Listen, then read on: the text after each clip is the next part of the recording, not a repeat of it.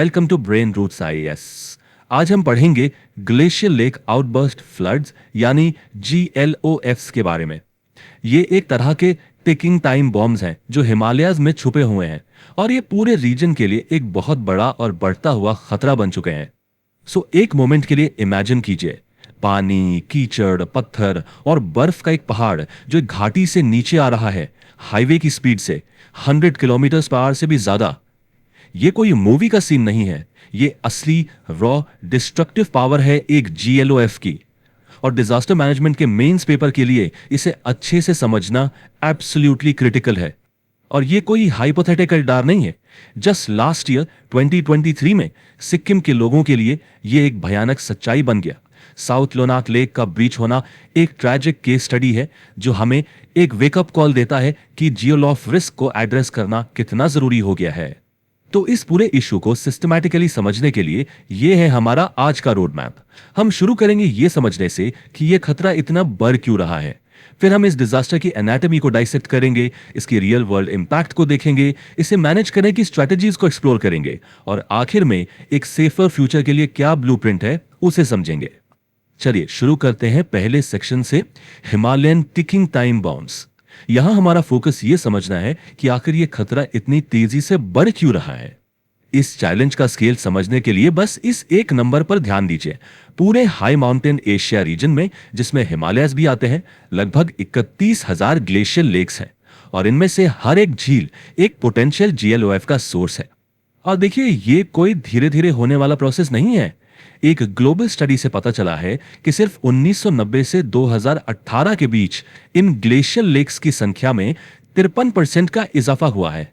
उनका total area 51% बढ़ गया और उनमें जो पानी है उसका वॉल्यूम 48% तक बढ़ गया। ये सिर्फ एक ट्रेंड नहीं है, ये रिस्क का एक रैपिड एक्सेलरेशन है। तो यहां पर एक फंडामेंटल सवाल उठता है, इन ग्लेशियर लेक्स के इतने खतरनाक एक्सपेंशन के पीछे मेन रीजन क्या है? इसका सबसे बड़ा ड्राइवर है राइजिंग ग्लोबल टेम्परेचर्स। टेम्परेचर बढ़ने से ग्लेशियर्स तेजी से पिघलते हैं। यह पिघला हुआ पानी झील बनाता है जिसे अक्सर एक मोरेन रोक कर रखता है। अब यह मोरेन क्या होता है? A moraine is an accumulation of unconsolidated glacial debris, यानी पत्थर, मिट्टी और बर्फ का एक अनस्टेबल ढेर। ये नेचुरल डैम्स आमतौर पर कमजोर होते हैं, तो GLOF ट्रिगर होता है जब इस डैम का स्ट्रक्चरल फेलियर हो जाता है। दूसरे ट्रिगर्स भी हैं, जैसे कोई mass movement event, for example कोई एवलांश या लैंडस्लाइड आकर झील में गिर जाए जिससे पानी की एक बड़ी लहर डैम के ऊपर से निकल जाती है। यहां तक कि अर्थक्वेक्स यानी साइज्मिक एक्टिविटी भी मोरेन को डिस्टेबलाइज कर सकती हैं।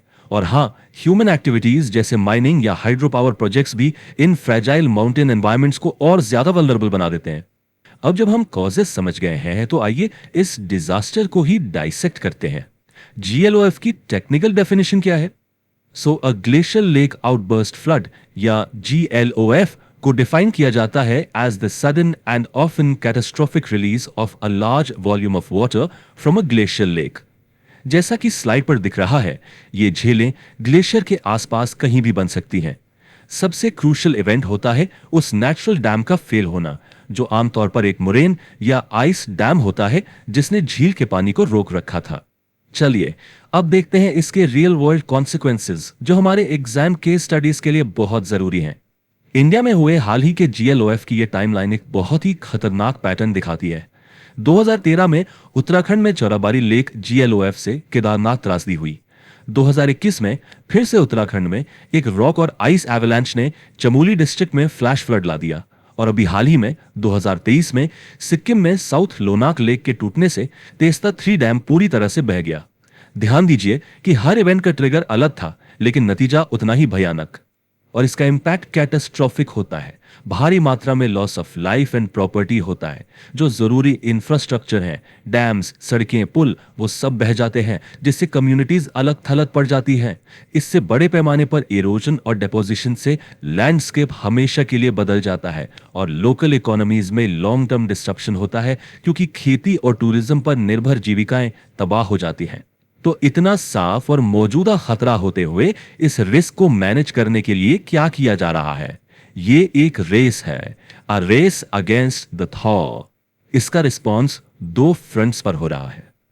एक तरफ है नेशनल इनिशिएटिव्स, ये देश के अंदर किए जाने वाले प्रयास हैं जिनका फोकस रिस्क असेसमेंट और domestic early warning systems develop करने पर होता है।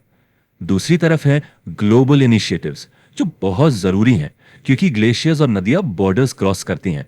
ये initiatives transboundary data sharing और इंटरनेशनल कोऑपरेशन पर फोकस करते हैं। फॉर एग्जांपल, आईसीएमओडी जैसी ऑर्गेनाइजेशंस के जरिए जो है international centre for integrated mountain development. India में कई इंपॉर्टेंट इनिशिएटिव्स चल रहे हैं। National GLOF risk mitigation project यानी एनजीआरएमपी एक फ्लैगशिप प्रोजेक्ट है जो वल्नरेबल हिमालयन स्टेट्स में इंप्लीमेंट हो रहा है। इसरो सैटेलाइट टेक्नोलॉजी का इस्तेमाल कर रहा है हैजर्ड और वल्नरेबिलिटी मैपिंग के लिए। सेंट्रल वाटर कमीशन या सीडब्ल्यूसी 900 से ज्यादा ग्लेशियर लेक्स को एक्टिवली मॉनिटर कर रहा है और आईआईटी गुवाहाटी जैसे एकेडमिक इंस्टीट्यूशंस भी हाई रिस्क साइट्स को पहचानने के लिए एडवांस्ड प्रिडिक्टिव मॉडल्स डेवलप करके अपना योगदान दे रहे हैं। यहां पर एक क्रिटिकल लाइफ सेविंग टेक्नोलॉजी है, अर्ली वार्निंग सिस्टम या ईडब्ल्यूएस। देखिए ये काम कैसे करता है। Step 1, detection. लेक पर लगे सेंसर्स पानी के लेवल में अचानक बदलाव को डिटेक्ट करते हैं। Step 2, transmission. ये डेटा तुरंत एक कंट्रोल सेंटर को भेज दिया जाता है। Step 3, alert. इससे नीचे बेस गांव में ऑटोमेटेड सायरन्स बजने लगते हैं। और आखिर में स्टेप 4, रिस्पॉन्स।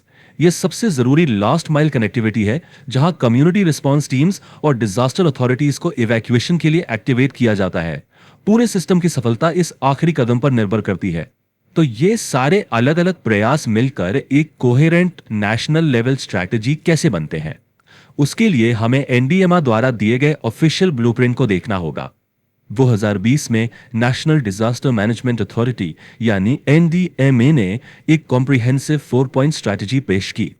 पहला, identification and mapping. Remote sensing और जीआईएस जैसी टेक्नोलॉजीज का इस्तेमाल करके वल्नरेबल लेक्स को मैप करना। दूसरा, इफेक्टिव अर्ली वार्निंग सिस्टम्स को डिप्लॉय करना। तीसरा, लैंड यूज रेगुलेशन, जिसका मतलब है हाई हैजर्ड एरियाज में कंस्ट्रक्शन रोकने के लिए स्पेसिफिक जोनिंग लॉज बनाना। और चौथा, स्ट्रक्चरल मेजर्स को इंप्लीमेंट करना। ये इंजीनियरिंग सॉल्यूशंस हैं। कंट्रोल्ड ब्रीचिंग का मतलब है एक छोटा कंट्रोल्ड चैनल बनाकर धीरे धीरे झील को खाली करना, जबकि साइफोनिंग में पाइप्स का इस्तेमाल करके पानी बाहर निकाला जाता है ताकि मोरेन डैम पर प्रेशर कम हो। ये सिर्फ टेक्नोलॉजी के बारे में नहीं है, ये डिजास्टर प्रिपेयर्डनेस और मिटिगेशन के लिए एक मजबूत इंस्टीट्यूशनल और कम्युनिटी रिस्पॉन्स मैकेनिज्म बनाने के बारे में है। और यहीं पर हम एक जरूरी सवाल के साथ रह जाते हैं। साइंस बिल्कुल साफ है, हमारी दुनिया गर्म हो रही है, हमारे ग्लेशियर्स अनप्रेसिडेंटेड रेट से पिघल रहे हैं और रिस्क हर दिन बढ़ रहा है। सवाल यह है, क्या हमारी पॉलिसीज, हमारी प्लानिंग और हमारा ऑन ग्राउंड इंप्लीमेंटेशन इतनी तेजी से इवॉल्व हो रहा है कि हमें सुरक्षित रख सके? If you found this lecture helpful, like, share and subscribe to the channel.